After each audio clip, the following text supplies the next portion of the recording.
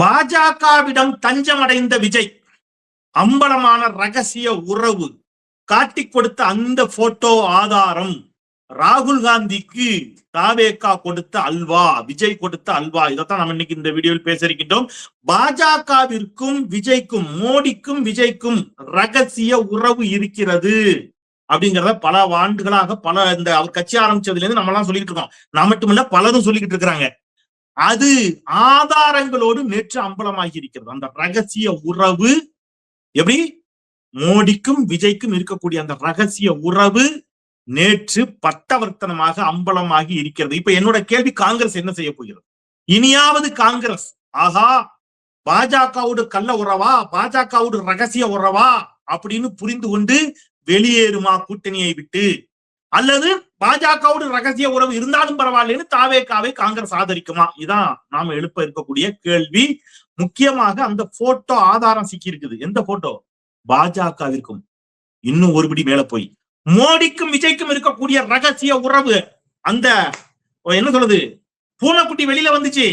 ஆமா, அந்த ஆதாரம், அந்த போட்டோ சிக்கி இருக்குது. அந்த போட்டோவோட நாம இன்னைக்கு இந்த வீடியோவில் பேச இருக்கின்றோம். வீடியோவுக்குள் செல்வோம். அனைவருக்கும் வணக்கம். இந்த தமிழ் கேள்வி மீண்டும் உங்களை சந்திப்பதில் மிக்க மகிழ்ச்சி. நான் செந்தில் வேல் வீச்சு. தமிழ் கேள்வியை மறக்காம சப்ஸ்கிரைப் செய்து பாருங்கள், உங்கள் பேராதரவை தாருங்கள் என்று கேட்டுக்கொண்டு, நித்தி ஆயோக் கூட்டத்தில் கலந்து கொள்வதற்காக தமிழ்நாடு முதலமைச்சர் திரு விஜய் அவர்கள் டெல்லிக்கு செல்கிறார். இதுல என்னங்க தப்பு இருக்குது அப்படின்னா, அதுல தப்பு இல்ல. போன இடத்துல ஒரு போட்டோ சிக்கி இருக்கு. இப்ப நமக்கு அந்த போட்டோ தான் இன்னைக்கு பேசு பொருளா இருக்கணும். மீடியா முழுவதும் அதான் பேசு பொருளா இருந்திருக்கணும். ஏன்னா அந்த போட்டோ சாதாரண போட்டோ அல்ல. அந்த போட்டோ மோடிக்கும் விஜய்க்கும் இருக்கக்கூடிய ரகசிய உறவை அம்பலப்படுத்தி இருக்கக்கூடிய போட்டோ. இப்ப நான் உங்களுக்கு அந்த ஸ்கிரீன்ல அந்த போட்டோவை காட்டுறேன். தம்பி, ஸ்கிரீன்ல அந்த போட்டோவை காட்டுங்க தம்பி. தெரியுதா? பாருங்க, எல்லா மாநில முதலமைச்சர்களும் பிரதமரோடு புகைப்படம் எடுத்திருக்கக்கூடிய போட்டோ. கவனிக்கீங்களா? பிரதமர் இருக்கிறாரு, அப்புறம் பக்கத்துல அமித்ஷா இருக்கிறாரு, நிர்மலா சீதாராமன் மேடம் இருக்கிறாங்க, எல்லாரும் இருக்கிறாங்க. இதுல சந்திரபாபு அவர்கள் இருக்கிறார், ஆந்திர முதலமைச்சர். அதுக்கு அடுத்தது கோட்டு போட்டு நிக்கிறது யாருன்னு பாருங்க. யாருன்னு தெரியுதா? எஸ், தமிழ்நாடு முதலமைச்சர் மாண்புமிகு ஜோசப் விஜய் அவர்கள் தான் கோட்டு போட்டுட்டு அந்த இடத்துல நிக்கிறது. இந்த போட்டோ தான் இப்ப பேசு பொருளா இருக்கணும். சார், இது புரியல. இதுல என்ன சார் ஆதாரம்?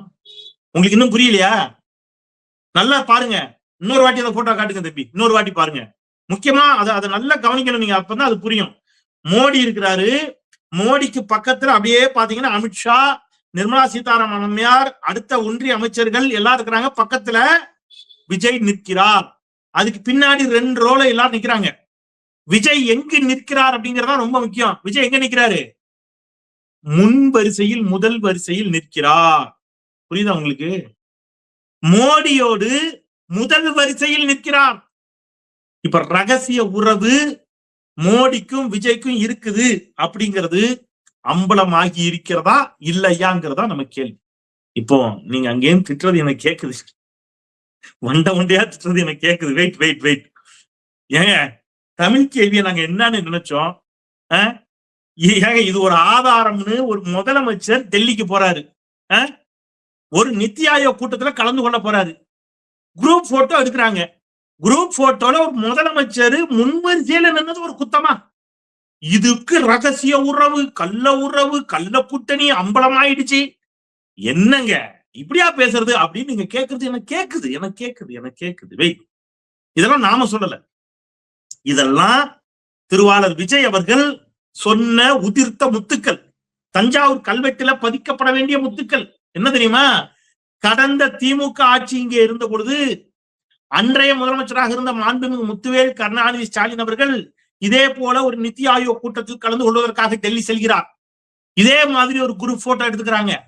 அந்த குரூப் போட்டோவில் முன் வரிசையில், முதல் வரிசையில் ஸ்டாலின் அவர்களுக்கு இடம் கொடுக்கப்படுகிறது. இதை கண்டித்து அன்றைக்கு விஜய் அவர்கள் ஒரு அறிக்கையை கொடுக்கிறார். அந்த அறிக்கையை இப்ப நான் உங்களுக்கு வாட்சி காட்ட போறேன். அந்த அறிக்கையில என்ன சொல்றாருன்னா, இச்சூழலில் நித்தி ஆயோக் கூட்டத்தில் கலந்து கொண்டவர்களின் புகைப்படம் ஒன்று வெளியிடப்பட்டுள்ளது. அதை உற்று நோக்கினாலே, சாதாரண நோக்கக்கூடாது, உற்று நோக்கணும்.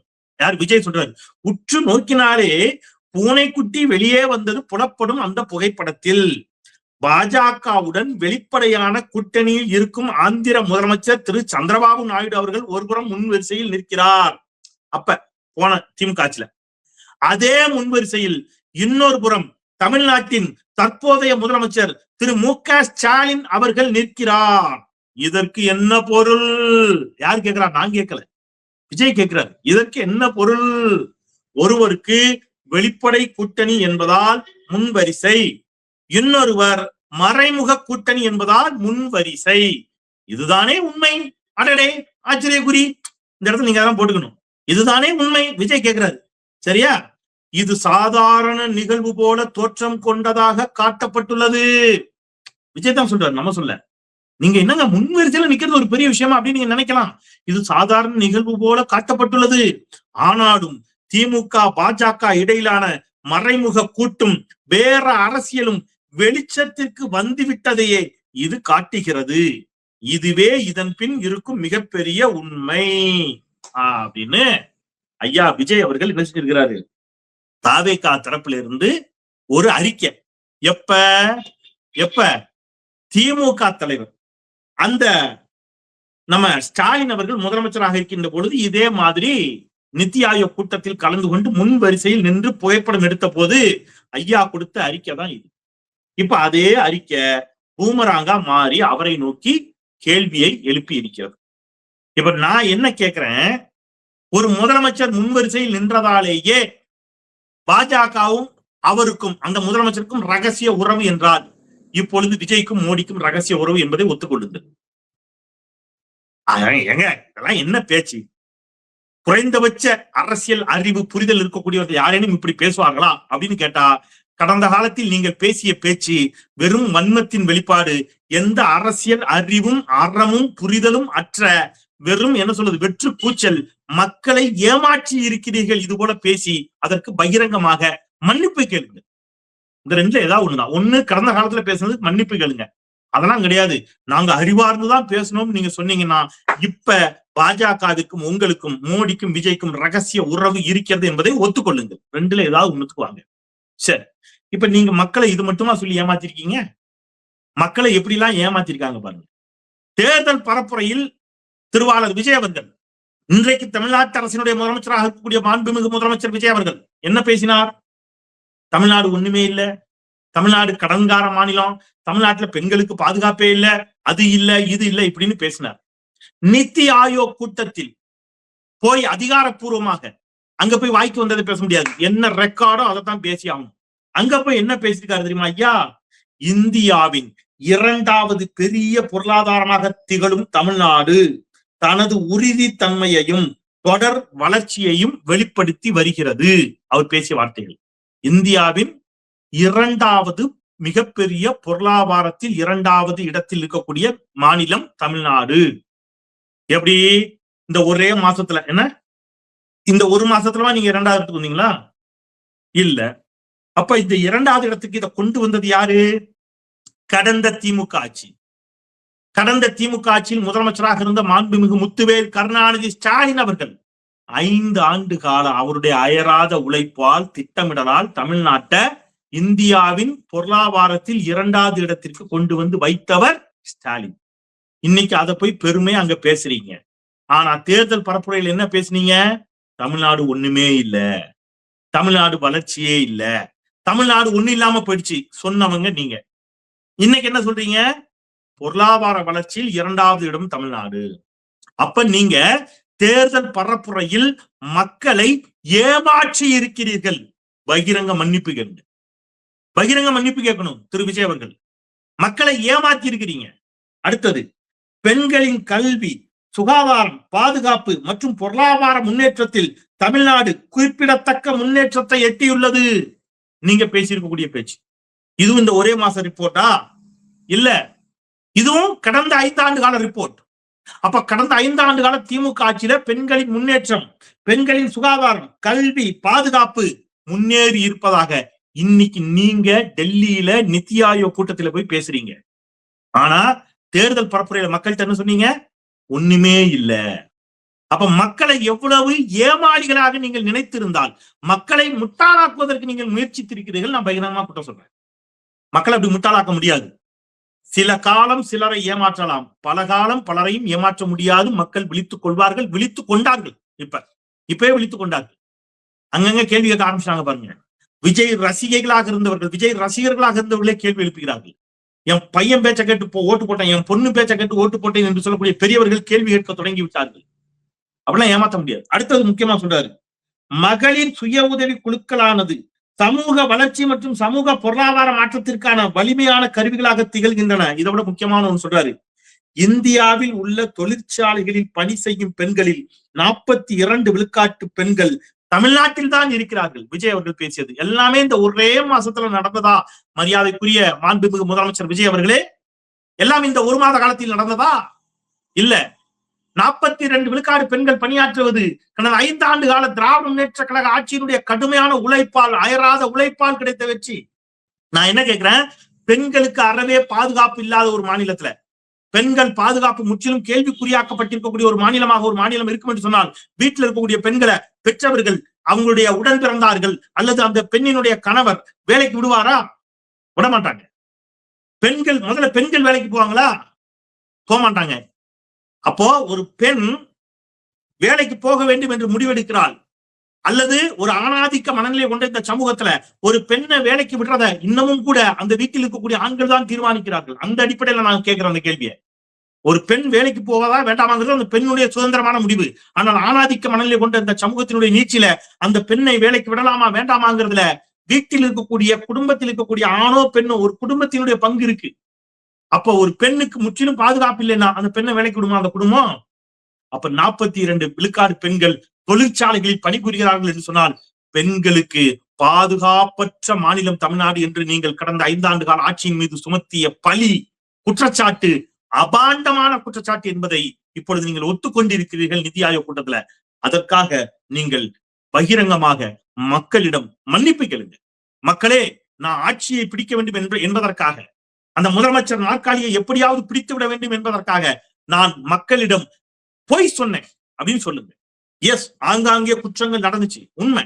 குற்றமே நடக்கல நீங்க யாருமே சொல்லல, கிரைம்ஸ் நடந்துச்சு. ஆனால் நீங்க சொன்னீங்கல்ல, இங்க பெண்கள் வாழவே தகுதியற்ற மாநிலமாக மாறி போனது என்ற அளவிற்கு நீங்க சொன்னீங்கல்ல, அது அபாண்டமான குற்றச்சாட்டு என்பதை ஒத்துக்கொண்டு பகிரங்கமாக மன்னிப்பு கேட்கணும். கேட்பீங்களா?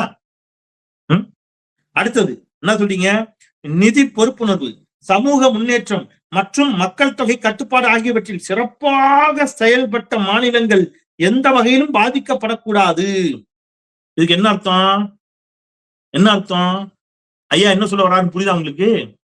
தொகுதி மறு வரையறையை குறிப்பிடுகிறார். நேரடியாக சொல்ல வேண்டியதானே, நாங்கள் அதை கடுமையாக எதிர்க்கிறோம் அப்படின்னு. ஈயம் பூசின மாதிரியும் பூசாத மாதிரியும். இப்ப என்னோட கேள்வி, இப்ப காங்கிரஸ் என்ன செய்ய போகுது? பாஜகவிற்கும் மோடிக்கும் விஜய்க்கும் இருக்கக்கூடிய ரகசிய உறவு அமலப்பட்டு போச்சு. நேற்று இரவு விருந்தில் வேற கலந்து கொண்டிருப்பதாக செய்திகள் வருகின்றன. அப்ப ரகசிய உறவு வெளியில வந்துருச்சுன்னு அர்த்தம். இப்ப வெளியில வந்துருச்சு, இப்ப காங்கிரஸ் என்ன செய்ய போகுது?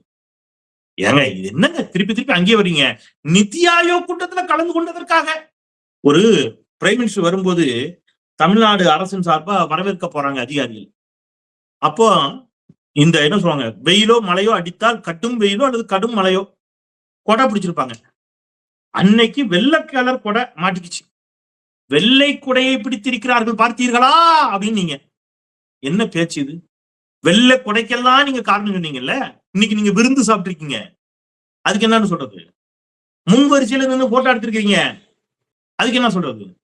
அப்ப மக்கள் இப்பொழுதாவது புரிந்து கொள்ள வேண்டும், உங்களை எப்படியெல்லாம் இந்த தாவேகாவும் இந்த விஜய் அவர்களும் ஏமாற்றி இருக்கிறார்கள். இப்ப நீங்க அன்னைக்கு என்ன சொன்னீங்க? குடும்ப சுயநலத்திற்காக திமுக அடைக்கலம் புகுந்து விட்டது பாஜகவிடம். நிதி ஆயோக் கூட்டத்திற்கு சென்றதே குடும்ப சுயநலத்திற்காக என்று விஜய் அன்றை விமர்சித்தார். இன்னைக்கு எந்த சுயநலத்திற்காக நீங்க போயிருக்கிறீங்க? கரூர் வழக்கு சிபிஐ விசாரித்துக் கொண்டிருக்கிறது, அதிலிருந்து தப்பித்துக் கொள்வதற்காகத்தான் நீங்கள் பாஜகவோடு உறவாடுகிறீர்கள் என்று சொன்னால் சரியாக இருக்குமா? நியாயமா? அது ஏற்றுக்கொள்வீர்களா?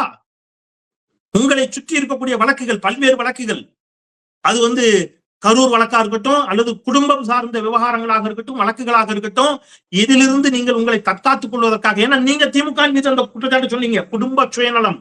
இன்னைக்கு அதே குடும்ப சுயநலத்திற்காகத்தான் நீங்கள் பாஜகவிடம் தஞ்சம் அடைந்திருக்கிறீர்கள், அடைக்கலம் புகுந்திருக்கிறீர்கள் என்று யாரேனும் உங்களை நோக்கி சொல்வார்கள் என்று சொன்னால் நீங்கள் அதை ஏற்றுக்கொள்வீர்களா?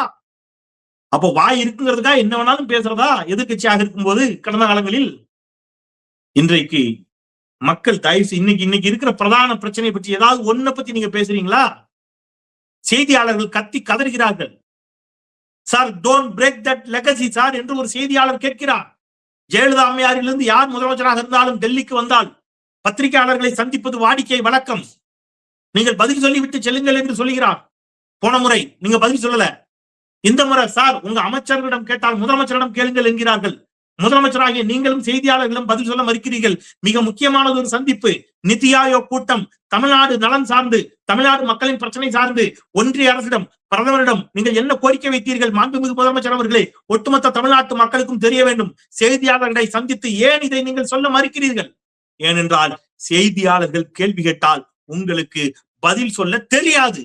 ஃபேக்ட், பதில் சொல்ல முடியாது. உங்களை பொறுத்தளவுல எழுதி கொடுத்ததை மனப்பாடம் பண்ணி அதை ஆவேசமாக பேசி பழக்கப்பட்ட ஒரு திரைக்கலைஞர் நீங்க. திரைப்படத்துல அப்படித்தான் நீங்க பேசி பழகிட்டீங்க. இன்றைக்கு முதலமைச்சரான பிறகும் கூட உங்களால் இயல்பாக டக்குன்னு செய்தியாளர் கேட்கக்கூடிய கேள்விகளுக்கு உங்களால் பதில் சொல்ல முடியல. அப்ப நீங்க என்ன பண்றீங்க? இப்பொழுதும் மேடைகள்ல எழுதி கொடுத்ததை வச்சுக்கிட்டு முதல்ல ஒரு 2 பக்கத்தை மனப்பாடம் பண்ணிக்கிறீங்க. அதை ஆவேசமா பேசிடுறீங்க. திமுகவே அப்படின்னு பேசிடுறீங்க. அதுக்கப்புறம் மீதி இருக்கிறத பார்த்து படிச்சிடுறீங்க. ஆனா செய்தியாளர்கள் கேள்வி கேட்டா அப்படி கிடையாது. செய்தியாளர்கள் என்ன கேள்வி வேணாலும் கேட்பாங்க. அதுக்கு பதில் சொல்லணும். பதில் சொல்ல தெரியாது. அதனால நீங்க செய்தியாளர்களை தவிர்க்கிறீர்கள். அப்ப செய்தியாளர்கள் கேள்விகளுக்கு பதில் சொல்ல முடியாமல் அல்லது தெரியாமல் நீங்கள் தடுமாறினால் உங்கள் இமேஜ், உங்கள் ஹீரோ இமேஜ் அங்கே தவிடு முடியாகும். அப்ப அந்த ஹீரோ இமேஜ் உடைந்து விடக்கூடாது என்பதற்காக, அந்த கல்ட் அப்படின்னு நீங்க கட்டி எழுப்பி இருக்கக்கூடிய அந்த இமேஜ் உடைந்து விடக்கூடாது என்பதற்காக நீங்கள் செய்தியாளர்களை சந்திக்க மறுக்கிறீர்கள். என்ன நியாயம் இது? நீங்கள் முதலமைச்சர் ஆகிவிட்டீர்கள், செய்தியாளர்களை சந்திங்க. பரவாயில்ல, உங்களுக்கு தெரிந்த கேள்விகளுக்கு பதில் சொல்லுங்க. தெரியாத கேள்விகளுக்கு, இந்த கேள்விகளுக்கு நான் சரியான பதில தெரிஞ்சுக்கிட்டு சொல்றேன்னு சொல்லுங்க. திறந்த மனதோடு பேசுங்க. ஒண்ணும் தப்பு இல்ல. நீங்க இப்பதான் முதலமைச்சர் ஆகிருக்கீங்க. இப்பதான் அரசியலுக்குள்ள 2-3 வருஷம் ஆயிருக்கு. உடனடியாக நீங்க எல்லாவற்றையும் அப்படியே செஞ்சிடணும்னு நீங்க யாரும் எதிர்பார்க்கல. முதல்ல வாங்க, உரையாடுங்க, பேசுங்க, சொல்லுங்க. அதுல தப்போ தவறோ இருந்தா சரி செய்யலாம். ஒண்ணும் தப்பு இல்ல. நான் திருப்பி சொல்றேன், உங்களை விமர்சிக்கக்கூடிய எனக்கும் நீங்கள் தான் முதலமைச்சர். மோடி அவர்களை கடுமையாக நான் விமர்சிக்கிறேன். எனக்கும் அவர்தான் பிரதமர். அரசியல்ல தேர்தலுக்கு முன்னாடி எல்லா விமர்சனங்களையும் வைக்கிறார்கள். ஆனால் தேர்தல் முடிந்த பிறகு ஒருவேளை இன்றைக்கு ஸ்டாலின் முதலமைச்சராக இருந்தால் திருவாளர் விஜய் அவர்களுக்கு சேர்த்து ஸ்டாலின் தான் முதலமைச்சர் இல்லையா? அப்ப இன்னைக்கு திரு விஜய் அவர்கள் தான் ஒட்டுமொத்த தமிழ்நாட்டுக்கு முதலமைச்சர் என்று வருகின்ற பொழுது ஒரு சாமானிய குடிமகனாக, இந்த மண்ணின் மைந்தனாக எங்களுடைய முதலமைச்சர், நான் வாக்களித்தாலும் நான் வாக்களிக்காவிட்டாலும், நான் விமர்சித்தாலும் நான் ஏற்றுக்கொண்டாலும் அல்லது விமர்சித்தாலும் எனக்கும் அவர்தான் முதலமைச்சர். அவர் டெல்லிக்கு போயிட்டு வர்றாரு, அவர் எனக்காக என்ன பேசியிருக்கிறார் என்பதை செய்தியாளர்கள் வாயிலாக அவர் பேச வேண்டும், நான் அதை பார்க்க வேண்டும் என்று ஒவ்வொரு குடிமகனும் நினைப்பதில் என்ன தவறு? அப்ப செய்தியாளர்களை முதல்ல நீங்க சந்தியுங்கள். செய்தியாளர்களை சந்திக்க பயந்து என்ன செய்யாதீங்க, நழுவி அங்கிருந்து செல்லாதீர்கள். செய்தியாளர்களை சந்தியுங்கள். செய்தியாளர்களின் கேள்விகளுக்கு விடைதாருங்கள். தமிழ்நாட்டு மக்களுக்கு உண்மைகளை சொல்லுங்கள். தேர்தல் பரப்புரையின் பொழுது தமிழ்நாட்டின் வளர்ச்சிக்கு எதிராக நீங்கள் பொய் பரப்புரைகளை வைத்தீர்கள் என்பதை ஏற்றுக்கொண்டு ஒத்துக்கொண்டு தமிழ்நாட்டு மக்களிடம் பகிரங்கமாக மன்னிப்பு கேளுங்கள். உங்களுக்கும் பாஜகவிற்கும் ரகசிய உறவு அம்பலமாகிவிட்டது என்பதை ஒத்துக்கொள்ளுங்கள். இல்லை என்றால் கடந்த திமுக ஆட்சியில் ஸ்டாலின் அவர்கள் முன்வரிசையில் நின்று புகைப்படம் எடுத்த போது அவருக்கும் பாஜகவிற்கும் ரகசிய உறவு என்று சொன்னது தவறு என்று ஏற்றுக்கொண்டு அதற்காக வருத்தம் தெரிவியுங்கள். ஏதேனும் ஒன்றை செய்யுங்கள். இந்த பக்கமும் அந்த பக்கமும் நின்று மக்களை ஏமாத்தணும்னு நினைக்காதீங்க. மக்கள் ஏமாற தயாராக இல்லை என்பதை மட்டும் சொல்லி மீண்டும் ஒரு முறை தமிழ் கேள்வியை பாருங்க, உங்கள் ஆதரவை தாருங்கள், தொடர்ந்து சப்ஸ்கிரைப் செய்து பாருங்கள், எல்லோருக்கும் எடுத்துச் செல்லுங்கள் என்று கேட்டு விடைபெறுகின்றேன். குரலற்றவர்களின் குரலாய் நான் செந்தில். நன்றி.